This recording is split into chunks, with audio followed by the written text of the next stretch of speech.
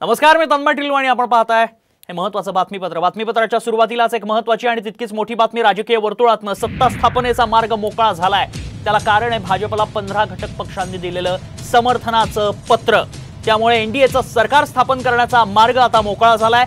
नितीश कुमार, चंद्रबाबू नायडू, शिंदे गट आणि अजित पवार गटासह 15 घटक पक्षांनी समर्थनाचं पत्र भाजपला दिलंय. एकनाथ शिंदे गटाने दिलेलं पत्र आपण बघतो. एक्सक्लुझिव्ह पत्र साम टीव्हीकडे. शिवसेना मध्यवर्ती कार्यालयातनं आलेलं हे पत्र साम टीव्हीवर आपण एक्सक्लुझिव्हली पाहतोय. यात समर्थन देत असल्याचं म्हणण्यात आलंय.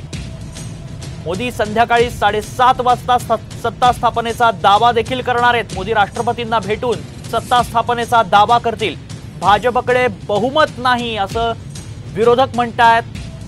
त्यामुळे मित्रपक्ष वेगळी भूमिका घेण्याची शक्यता आहे. आणि हाच धोका ओळखून एकीकडे भाजपकडून सत्ता स्थापनेच्या हालचालींना सध्या प्रचंड वेग आल्याची चर्चा रंगतेय.